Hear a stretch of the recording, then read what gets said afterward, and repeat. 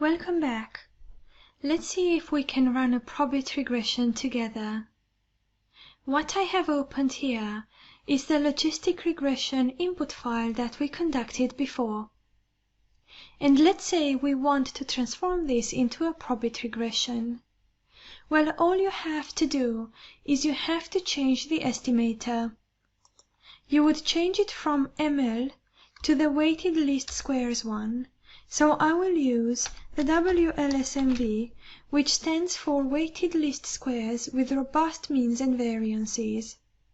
In fact, if you run a regression analysis and you simply declare that you have a categorical outcome variable and you don't mention any estimator, the default estimator in M+ is WLSMV.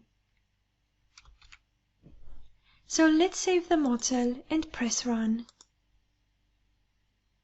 Scrolling down, you have the same kind of summary of analysis information that you had before.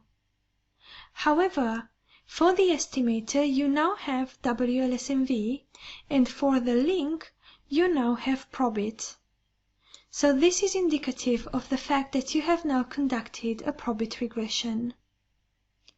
Next down, you once again have information about the proportion of sample that has fallen into each category of response for binge eating.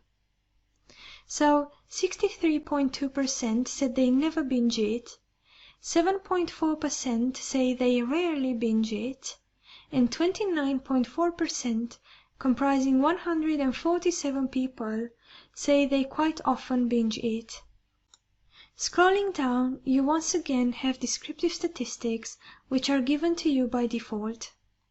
And then you have another section which tells you that your model estimation terminated normally, and that's very good. Next down you have model fit information.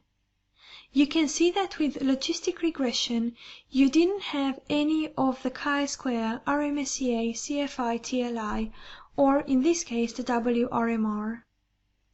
But with Probit regression you get these fit indicators, so it makes it easy to evaluate model fit. Next down in the model results section you get your two regression paths.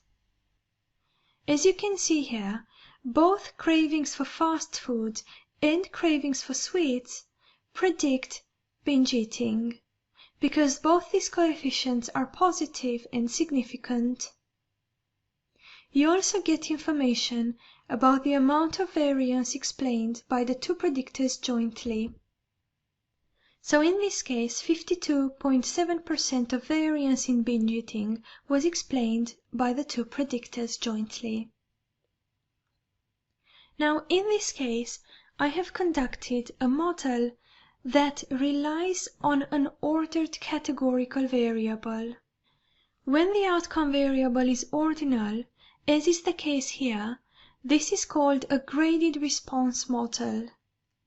When the outcome variable is binary, so say for example you just had two categories, no binge eating and at least sometimes binge eating, then this model would be a normal ogive model. So this is all about a Probit regression.